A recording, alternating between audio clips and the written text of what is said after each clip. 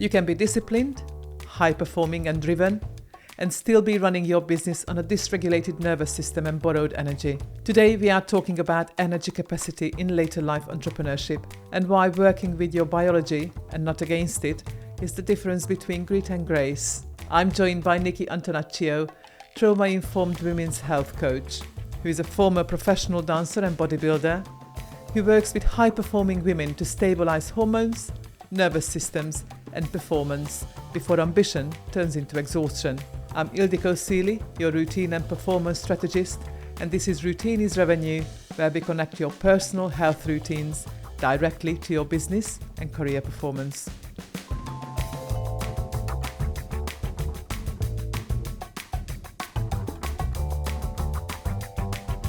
So Nikki, you left a paid job in the middle of lockdown to start your health coaching when most people were actually retreating. Was that a leap of faith, or was it your body signaling to you that I've had enough? Oh, that's a really good question. It's both. It was both. So there will be people in this audience that are listening that will realise that during that lockdown period of time, there was so much pressure, like from so many sources. And I'd been in a very high performance corporate sales role for about 6 years by that point. So my body was definitely at the place where it was like, we are done. And it was also a huge leap of faith, as you can imagine, with the entire fitness industry indefinitely closed. It was a bit of a jump and people thought I was a little bit mad. So at what point did you actually take that leap of faith? Because obviously we closed down sort of towards the end of March, and at that point, nobody knew what's going to happen. I mean, even furlough came along like some weeks later because obviously they needed to work out something. So when did you actually take that leap of faith? So that was the March is when we went into the first series of lockdown, and by the July, I'd decided I was done. So I was still working. I was full-time furloughed because I was the sales manager for 5 high-end boutique personal training gyms. So I was still working. I was doing part-time hours. I was furloughed. My job was secure, if you like, as long as the chain of gyms stayed out of liquidation. And by the June, July time, the pressure of the expectation to ask and keep people paying very high-end gym memberships with no guarantee of the gym reopening just didn't sit right with me anymore. And that's when I was like, right, I'm going to completely pivot and do something myself instead. So how did you then move on from there? What sort of effects did it have on you? That was a strange one. It was such high pressure to try and call. So you think you've got 5 high-end personal training gyms. You had over 700 members at each gym. And my role essentially during that period of time was to ring everybody every week, get through as many clients as possible, and essentially beg them to keep paying without the gym being open. That My was word. So we were trying to find, and I was trying to be strategic, think outside the box to find ways for people to still value the gym without it being closed. So I came up with ideas like I was a nutritionist. So could we create an online nutrition membership, which I did? Could we create some online coaching for like mindset, habits, behaviors? Because lockdown was tough on everybody's physical and mental health. Everything. At that point, I was sat thinking, why am I doing this for someone else when I've created all of these systems and it's come from where I've seen a need in people? Why am I doing this for someone else? That was exactly the question going through my mind, because I have had guests in the studio who would say, literally, they would get to a point in their career. It's like, why am I busting a gut for somebody else when I could be doing this for myself? So that basically took you through to setting up your own business, doing exactly that. Yeah, and I could see the kind of people that I was working with in these gyms. It specifically was for people who are over 40. So Right. the gyms, the ideal kind of client that we were working with were high-end corporate professionals with high-pressure roles, big businesses that they were running themselves, and they were struggling with prioritizing their health. So why am I doing this for someone else when I can do this for them myself? So setting this whole thing up and, being a nutritionist and being into personal health and a personal trainer, Yeah. where does it come from in your own life? How much of your early drive in your own life fueled this? A very good question. So it's something that you might have heard the term before, your voids fill your values. So for me, it was something that I'd always struggled with body image, body dysmorphia, eating disorders. I'd struggled with my own health and fitness, poor mental health, insomnia, depression, anxiety, all the way through my childhood and teenage years. And it was something that then I felt in love and found a passion for understanding myself, understanding how the body works, understanding how to feel your best, how to have more energy, to have more capacity to push yourself out of your comfort zones. So my training and background as a nutritionist, combined with my training and background as a personal trainer, and then I added an extra branch to that and went away to retrain as a somatic trauma informed practitioner and coach as well, because I wanted to be able to bring all three areas together: how you eat, how you think, what you feel like, how you move. Because for me, it's not just one area, it's all of them No, inform it's each other. not at all. Not at all. And as you know, my framework indeed is built entirely on addressing all core health pillars, all of them. But could you Yeah. please explain to me a little bit about the somatic? Yeah. Say the phrase again, please. Well, what is Somatic trauma. somatic Somatic. trauma informed coaching? What does it So actually mean? the word somatic means body, so Right? body-based practice. Trauma-informed means understanding how your nervous system responds to threat and stress, or the perceived threat and stress. So really simply, it's doing work with yourself where you understand what your body is saying, not just listening to your head. Lots of traditional therapies, and I love them, and I am trained in a plethora of them, are what we call talking therapy. So think NLP, neuro linguistic programming, changing the way you think, Right. CBT, cognitive behavioral therapy. Somatic therapy works the other way. It's being able to go, how do I feel in my body? Am I feeling shaky? Am I feeling anxious? Am I feeling hot, fizzy, angry? And understanding and interpreting what that means. So then you can take action to feel what's going on in your body and how to regulate that emotion.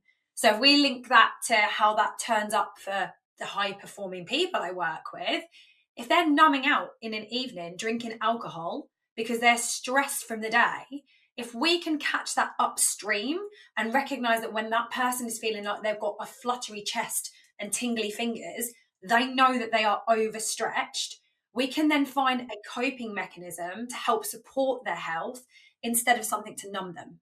Does that make sense? Oh, absolutely. And it feels like kind of the right way of doing it. It's very holistic, this Yeah. approach. Yeah. So, Nikki, you obviously then speak about like disorderly being, disorderly living, which could be coming from trauma or eating, disorderly eating, and different patterns. And people pick up some survival modes, really, as you say, you know, run to alcohol at the end of the day because they feel that that would be numbing them in a way. So, what kind of dysregulated nervous systems are masquerading as ambition in people? Oh, what a question. I see it a lot. I see a lot of this in myself. So bearing in mind, I'm 39. So I wouldn't say that I'm later entrepreneur life, but definitely midlife. And for somebody who's 39, I think I've been through a lot of them myself personally. So I see a lot of overworking and creating no space to rest, or feeling very uncomfortable to rest or not be attached to productivity is one of the number one things I see. So it can masquerade itself as high achieving, high performing. But actually, if you can't sit with yourself and have nothing to distract yourself or stimulate, and it feels really uncomfortable, that's usually a dysregulated nervous system running the show. That's usually you craving or striving for something like productivity feels like you're worthy, or getting validation makes you feel like you're good enough. And you see it show up so often in entrepreneurs. But People running their sometimes it's so hard to draw that line because, like, for me, looking after my health is my absolute number one priority. At the same time, building a business, and especially at the beginning when it's just you, it is so hard that you've got to do a zillion things. And where do you draw the line? What is it that doesn't get done that you yeah, can't quite outsource yet, or yeah, or can't let go of it yet because even you don't necessarily know how to do it yet? Or like probably it's similar to people who are scaling up because yeah. they've been running their business, and then there comes that transition period when you're going through so much change, and you say that maybe this overproductivity is sort of indeed masquerading as something that we're hiding behind, but at the same time, some of it is necessity, where Yeah, you are but absolutely I think that's the thing though. When you're performing from necessity or survival, it is a nervous system state. It's how long do you stay in that? How long do you accept dipping into and out of that? Because there are points you've got to roll your sleeves up and get the work done. But to stay in that disproportionately becomes dysregulated. Right. And yeah, I mean, I noticed myself, obviously life is super busy at the minute. I'm doing a podcast, I'm building a business. And Yeah. I got kind of into that dip myself where it was just like 16-hour days. And it's like, hang on a minute, I cannot continue like that. So I now force myself to remove myself from the office, go and sit somewhere else for lunch, take that Yes. breakfast break, because I do have Yeah. a focus session early in the morning. Actually, I had to admit to myself, I mean, this is exactly what I encourage people to do. And having gone through it myself, it's like, yes, it works. It works But that's because then why, when isn't I it? You have that know, you break, I can live concentrate. it. Yeah, you live it, you teach it, that you know this stuff works, but you also end up knowing that it's always a practice. And there's points when life is busier that those windows are smaller, but they're just as non-negotiable. Whether it's 2 minutes standing outside going, right, I'm just going to stop for 2 minutes and create little micro regulations, they're just as important as having 40 minutes to meditate or whatever it might be. Yeah, absolutely.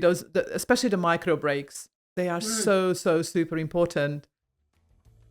If you were listening to this thinking this is exactly where I get stuck, that is not accidental. You have the business strategies, but leaking energy and focus through weak personal health routines. This is the work I do privately with business owners who are ready to build their routines so their business can run without it costing them their health.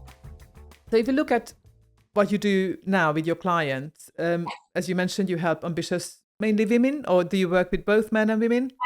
I Just only work with women. just women, ambitious women. You help them reclaim their biology through your system, the whole health mastery. Is that right? Yep, that's the And one. what sort of things does it include?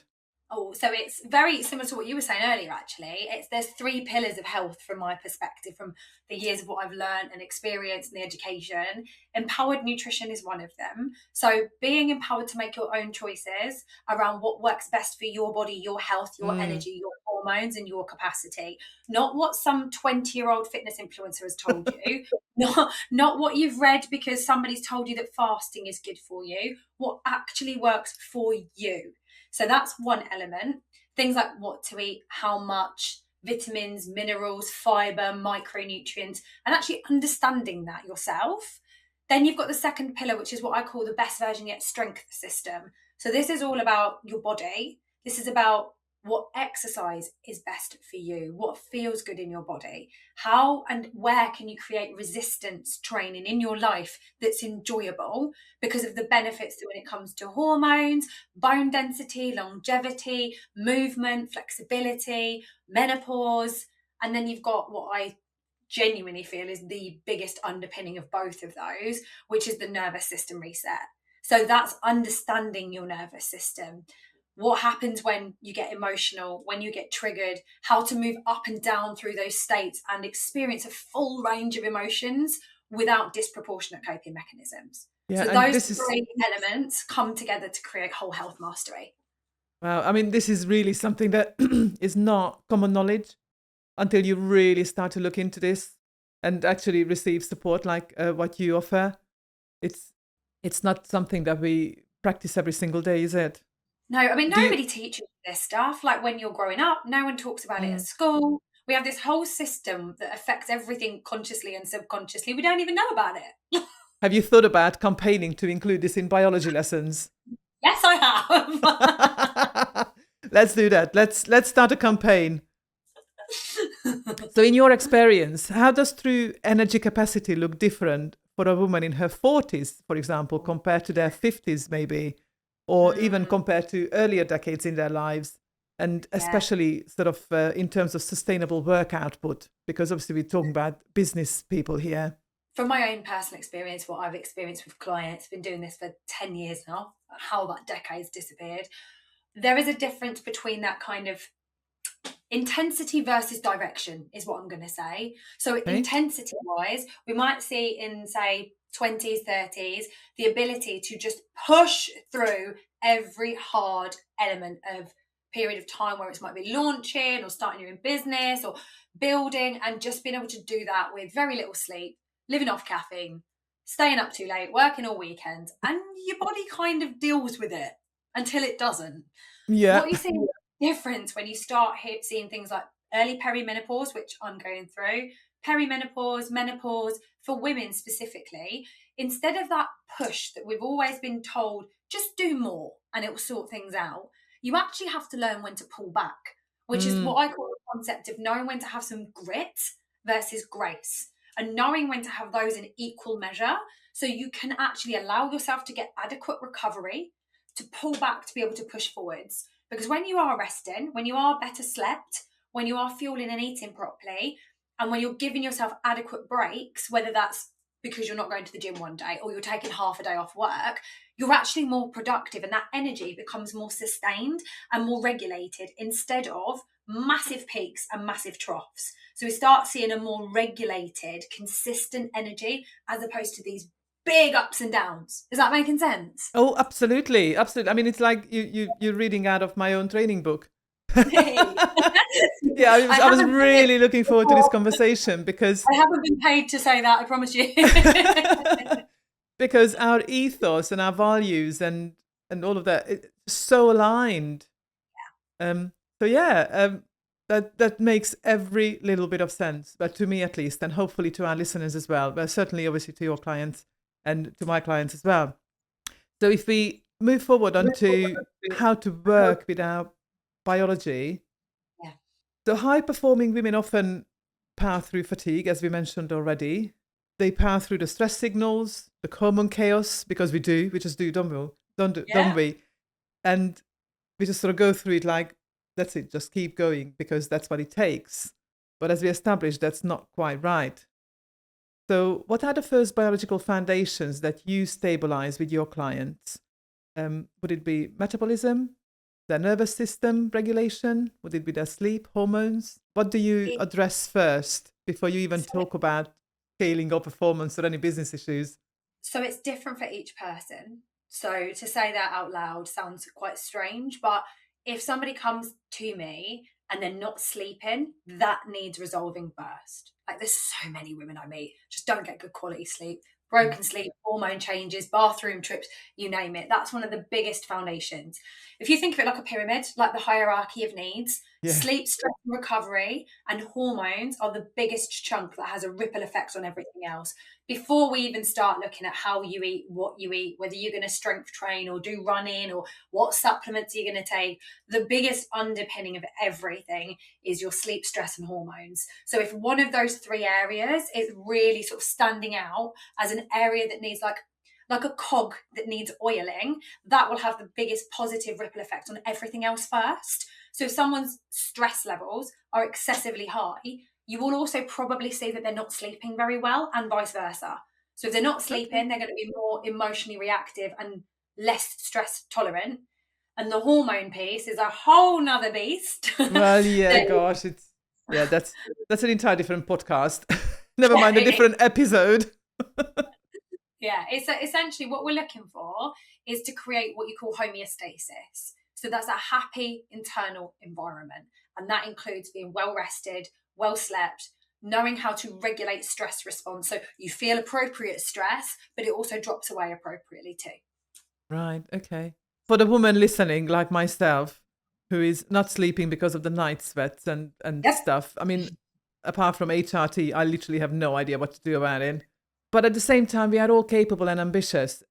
But, we are exhausted, aren't we? Yep.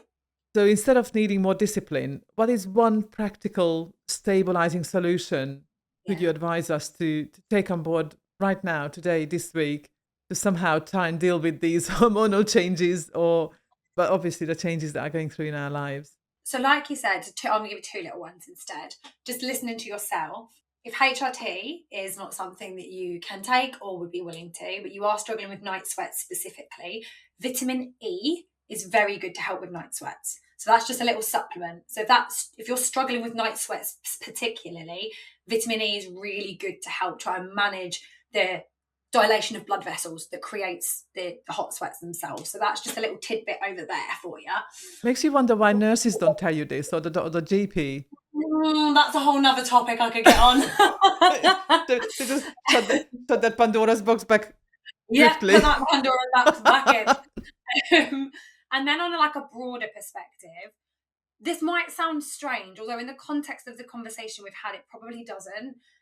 Allowing yourself space in a day somewhere to take the smallest amount of time for you to just stop and have zero stimulation.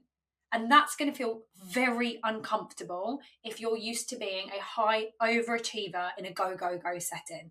And this is Sorry, why I'm just nodding along like a dog in the car window. This is why I say the smallest window. What I mean by that is not, and I know some of you will listen to, that's it, I'm going to give myself half an hour. No, you're not, because your nervous system will hate it.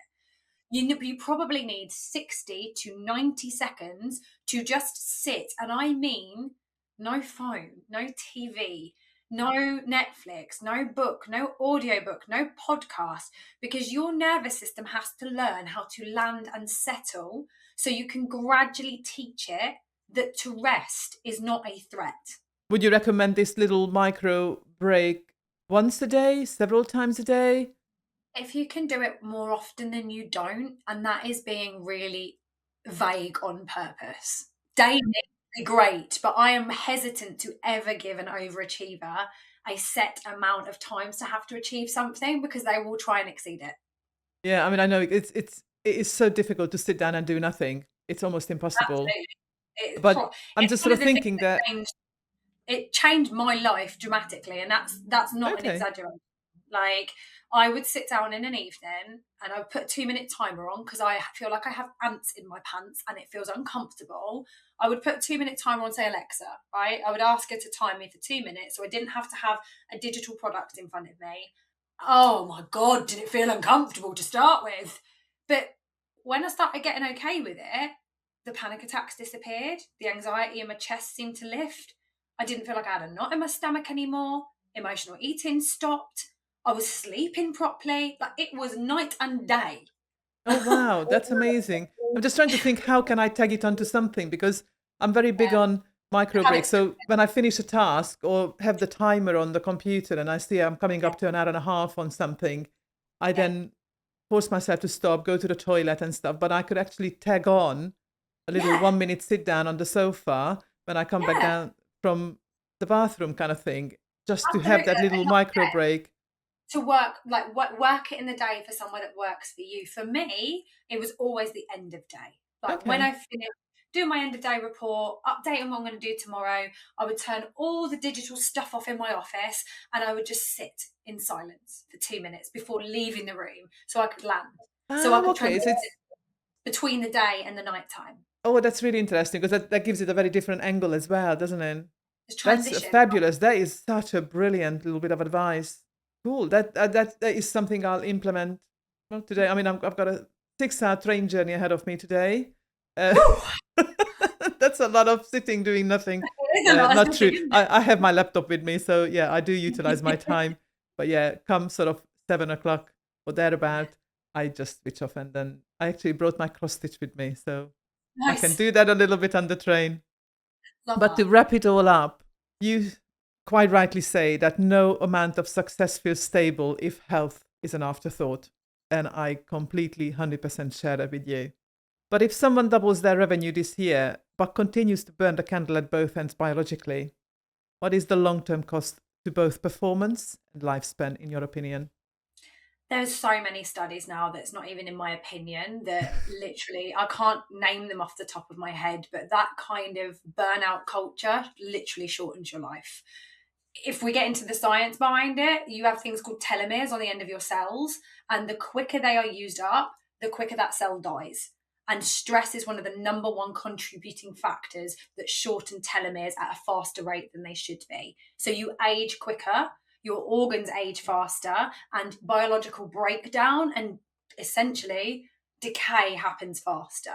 So it's not even in my opinion. There are many, many studies now that will back up that kind of burnout, hustle, stress culture literally shortens your years. Literally rots you from the inside. Literally shortens your lifespan. Wow. I love this conversation. Thank you so much for joining me. It's been wonderful. And thank you for your insight. Thank you for your advice. And enjoy the rest of your day. Thank you for having me.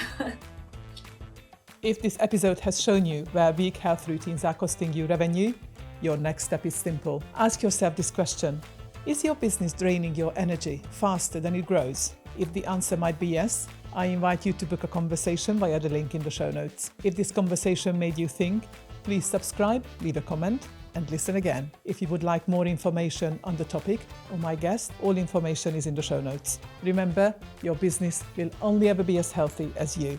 Together, let's build routines to bank results.